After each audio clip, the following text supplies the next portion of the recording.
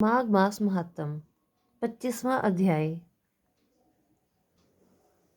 गुरुर्ब्रह्मा गुरुर्विष्णु गुरुर्देवो महेश्वरा गुरु साक्षात परब्रह्म तस्मै श्री गुरुवे नमः। बोले गणेश जी महाराज की जय। ये एक बार एक बुढ़िया थी। वह मिट्टी गणेश जी की पूजा किया करती थी। रोज बनाती थी, रोज गल जाते थे। एक दिन बुढ़िया ने देखा कि एक सेठ का मकान बन रहा है। वे मिस्त्री के पास गई और बोली, भैया मेरा पत्थर का गणेश गढ़ दो। मिस्त्री बोला कि जब तक हम तेरा पत्थर का गणेश गढ़ेंगे जब तक पूरी दीवार नहीं चिल लेंगे। बुढ़िया बोली कि राम करे तुम्हारी दीवार टेढ़ी हो जाए। ऐसा कह के बुढ़िया चली गई। शाम को सेठ आए तो उसने पूछा कि आज कुछ भी काम नहीं किया। तो मिस्त्री बोला कि बुढ़िया आई थी, कह रही थी मेरा पत्थर का गणेश गढ़ दो। हमने नहीं गढ़ा तो कह गई तुम्हारी दीवार टेढ़ी हो जाए। तब से दीवार टेढ़ी हो जाती है, ढानी पड़ती है। सेठ ने बुढ़िया को बुलवाया और कहा कि हम तुम्हारे सोने के गणेश जी गढ़वा देंगे, तुम हमारी दीवार सीधी करा दो। सेठ ने बुढ़िया को सोने के गणेश जी गढ़वा दिए। उसकी दीवार सीधी हो गई। जैसे सेठ के बेड़े काम सीधे करे ऐसे हम सबके करना। कहते सुनते ओंकारा भरने वालों के करना। वो गणेश जी महाराज की जय। विष्णु भगवान की जय। लक्ष्मी माता की जय। माघ मास महात्म 25वां अध्याय। लोमश जी कहने लगे कि इस प्रकार वेद पाठ करते हुए देवद्युति ने उनके दुख भरे वचनों को सुना और वहां पर एक पिशाच को देखा, जिसकी लाल डरावनी आंखें, दुर्बल शरीर, काले काले ऊपर खड़े बाल, विकराल चेहरा, काला शरीर, लंबी सी जीभ बाहर निकली हुई, लंबे होंठ, लंबी जांघें, लंबे लंबे पैर, सूखा चेहरा, आंखों में पड़े गड्ढे। पिशाच को देखकर देवदूती ने उससे पूछा कि तुम कौन हो और ऐसी करुणा से क्यों रोते हो? तुम्हारी यह दशा कैसे हुई और मैं तुम्हारा क्या उपकार कर सकता हूँ? मेरे आश्रम पर आ जाने से कोई प्राणी दुखी नहीं रहता और वैष्णव लोग आनंद ही करते हैं। सो हे भद्र, तुम अपने इस दुख का कारण जल्दी कहो, क्योंकि विद्वान मनोरथ पाने के लिए विलंब नहीं किया करते। ऐसे वचन सुनकर प्रेत ने रोना बंद करके विनीत भाव से कहा कि हे द्विज, किसी बड़े पुण्य से मुझको आपके दर्शन हुए हैं। बिना पुण्य के साधुओं की संगति नहीं होती। और फिर उसने पहले जन्म का वृत्तांत कहा कि भगवान विष्णु के द्वेष से इस कारण ही यह मेरी दशा हुई है। जिस हरि का नाम यदि अंत समय में मनुष्य के मुख से निकल जाए तो मनुष्य विष्णु पद को प्राप्त होता है। जो सबका पालन करता है उसी से मैंने द्वेष किया। यह सब मेरे कर्मों का दोष है, जिसकी ब्राह्मण तप द्वारा प्रार्थना करते हैं। ब्रह्मादि देवता, सनकादिक ऋषि जिसको मुक्ति के लिए पूजते हैं, जो आदि मध्य व अंत में विश्व का विधाता और सनातन है, जिसका आदि मध्य और अंत नहीं है, उस भगवान के साथ मैंने द्वेष किया। जो जो कुछ पुण्य किए मैंने पहले जन्म में किए थे, वह सब विष्णु की द्वेष रूपी अग्नि में भस्म हो गए। यदि किसी प्रकार मेरे इस पाप का नाश हो जाए तो मैं भगवान विष्णु के सिवाय किसी और देवता का पूजन नहीं करूंगा। विष्णु भगवान से द्वेष करके मैंने बहुत दिनों तक नरक यातना भोगी और पिशाच योनि में पड़ा हुआ हूँ।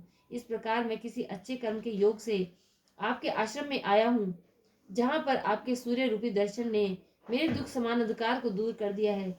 अब आप कोई ऐसा उपाय बताइए जिससे मेरी यह पिशाच योनि दूर हो, क्योंकि सज्जन पुरुष उपकार करने में देर नहीं करते। देवदूती कहने लगे कि वह यह माया, देवता, मनुष्य, असुर सबकी स्मृति को मोहित कर देती है, जिससे धर्म का नाश करने वाला द्वेष उत्पन्न हो जाता है। जगत के उत्पन्न करने, रक्षा करने और नाश करने वाले जो सब प्राणियों की आत्मा है, उनसे भी लोग द्वेष करते हैं।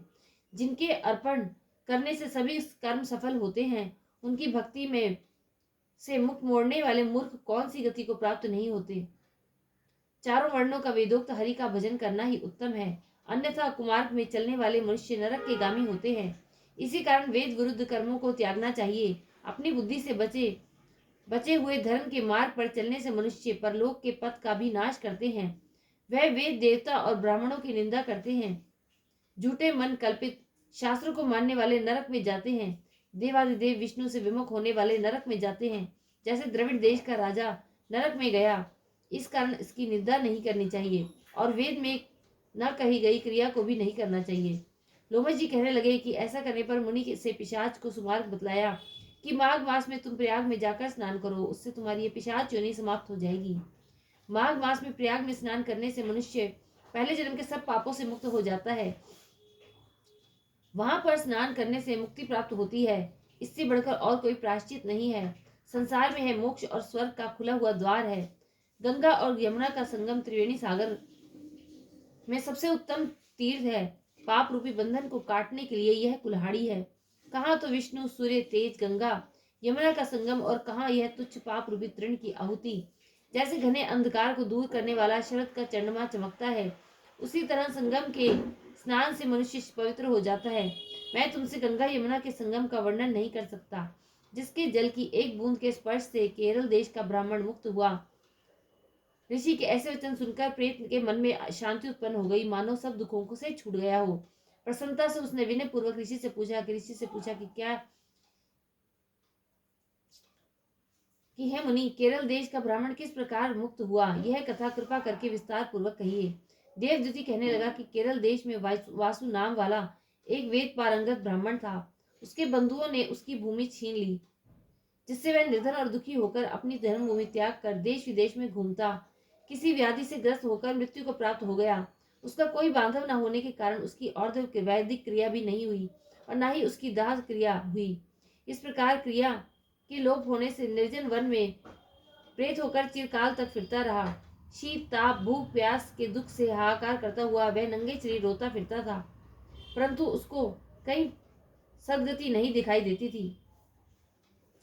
सर्वथा दान न देने से वह अपने कर्म को फल को भोगता था। जो लोग अग्नि में आहुति नहीं देते, भगवान का पूजन नहीं करते, वे आत्मविद्या का अभ्यास नहीं करते, अच्छे तीर्थों से विमुख रहते हैं। जो लोग दुखी लोगों को स्वर्ण, वस्त्र, तांबूल, रत्न, फल तथा जल नहीं देते, तथा छल कपट से जीविका प्राप्त करने वाले, दूसरों तथा स्त्रियों का धन हरने वाले, पाखंडी, कुटिल, चोर, बाल, वृद्ध तथा आतुर, और स्त्रियों पर निर्दयता करने वाले, आग लगाने वाले, विष देने वाले, झूठी गवाही देने वाले, कुमार्ग पर जलने वाले, माता पिता, भाई बहन, संतान तथा अपनी स्त्री का त्याग करने वाले, जो सब तीर्थों में दान देते लेते हैं, पालन करने वाले, स्वामी को त्यागने वाले, गौर तथा भूमि के चोर, वेदों की निंदा करने वाले, वृताधोह करने वाले, प्राणियों की हिंसा करने वाले, देवता गुरु की निंदा करने वाले, यह सभी दरबार प्रेत बारंबार प्रेत, पिशाच, राक्षस तथा बुरी योनियों में जन्म लेते हैं। अतः एवं बुरे कर्मों से बचकर धर्म के कार्य तथा यज्ञ, दान और तप आदि करने चाहिए, क्योंकि कर्म फल अश्वमेघ मिलता है, अवश्यमेव मिलता है। इस प्रकार प्रेत की गति देखकर पाप कर्म कदापि नहीं करने चाहिए। ब्राह्मण कहने लगा कि इस प्रकार उस केरल ब्राह्मण ने उस पर्वत पर अधिक समय व्यतीत करके एक मार्ग से एक पथिक को देखा, जो 2 गगरियों में त्रिवेणी का जल लिए हुए था, आनंद पूर्वक भगवान के चरित्र का गान कर रहा था। प्रेत ने उसका मार्ग रोककर कहा कि तुम डरो मत, इस गगरी का जल मुझको पिलाओ, नहीं तो मैं तुम्हारे प्राण ले लूंगा। देवदूती कहने लगा कि दुखी, दुर्बल, नंगे, मुरझाए हुए तुम कौन हो, पैरों से पृथ्वी को स्पर्श न करके चलते हो। रोमच जी बोले कि वह प्रेत यह वचन सुनकर कहने लगा कि मेरे साथ ऐसा होने का कारण सुनो। मैंने कभी ब्राह्मणों को दान नहीं दिया, अत्यंत लोभी, क्रियाहीन, दूसरे के अन्न से पालन करने वाला था। मैंने कभी किसी को भिक्षा नहीं दी, न दूसरे के दुख में दुखी हुआ। प्यासे प्राणियों को मैंने कभी जल नहीं पिलाया। मैंने कभी छाता, जूता दान नहीं किया, ना किसी को जल का पात्र, पान या औषधि किसी को दी। ना मैंने अपने घर में कभी किसी अतिथि को ठहराकर उसका सत्कार किया। अंधे, वृद्ध, अनाथ और दीनों को मैंने कभी अन्न से संतुष्ट नहीं किया, और ना ही किसी रोगी को मुक्त किया। न कभी ब्राह्मणों को दान दिया, न कभी अग्नि में हवन किया। वैशाखादि मास में किसी को ठंडा जल नहीं पिलाया। न ही मैंने बड़ी या पीपल का कोई वृक्ष लगाया, न ही किसी प्राणी को बंधन से छुड़ाया। कभी कोई व्रत करके शरीर को नहीं सुखाया। इस कारण मेरा पूर्व जन्म सब बुरे कार्यों में ही व्यतीत हुआ। मेरे पूर्व जन्म के कर्मों से ही मेरी यह दशा हुई है। इस वन में व्याघ्र, भेड़िए से बचा हुआ मांस तथा जंतुओं के खाने से गिरे हुए फल, वृक्षों पर लगे हुए सुंदर फल तथा झरने का सुंदर जल सभी मिलते हैं, परंतु देव इच्छा से मैं कुछ भी नहीं खा सकता। सर्प की तरह केवल पवन भक्षण करके जीवन व्यतीत करता हूँ। बल, बुद्धि, मंत्र, पुरुषार्थ से लाभ, हानि, दुख, सुख, विवाह, मृत्यु, जीवन, भोग, रोग तथा वियोग में केवल भाग्य ही कारण होता है। कुरूप, मूर्ख, कुकर्मी, निंदित तथा पराक्रम से हीन मनुष्य भी भाग्य से ही राज्य भोगते हैं। काणे, लूले, लंगड़े, नीतिहीन, निर्गुण, नपुंसक भाग्य से ही राज्य प्राप्त करते हैं। पर्वत पर भी बलवान राक्षस, पिशाच रहते हैं, जिनमें से कभी कभी कोई कई कई वन में फिरते हुए अपने कर्मों के अनुसार अन्न जल प्राप्त करते हैं, परंतु आपको उनका भय नहीं होना चाहिए, क्योंकि धर्मात्मा पुरुषों की ही उनकी पवित्रता ही रक्षा करती है। ग्रह, नक्षत्र, देवता सर्वथा धर्मात्माओं की रक्षा करते हैं। यह पिशाच आप जैसे भक्त की तरफ आंख उठाकर भी नहीं देख सकते। जो नारायण भगवान की भक्ति से पवित्र रहता है, उसको प्रेत, पिशाच, भूतना कोई बाधा नहीं दे सकते। भूत, बेताल, पिशाच गंधर्व काकिन शाकिनी, ग्रह रेवती यज्ञ मार्त ग्रह, भयंकर ग्रह कृत्या सर्प कुंभाष कुष्मांड तथा दूसरे दुष्ट जंतु पवित्र वैष्णव की तरफ देख भी नहीं सकते। जिसकी जीवा पर गोविंद का नाम, हृदय में वेद तथा श्रुति विद्यमान है, जो पवित्र और दानी है, उनको कभी भय नहीं हो सकता। हे ब्राह्मण, इस प्रकार कर्मों का फल भोगता हुआ मैं यही रहता हूँ। ऐसा सोचकर मैं शोक नहीं करता। एक बार मैं ज्वालिनी नदी के किनारे पर गया। वहां पर घूमते हुए मैंने सारस के वचनों को सुना था। माघ मास महात्म्य 25वां अध्याय संपूर्ण। बोलो विष्णु भगवान की जय, लक्ष्मी माता की जय।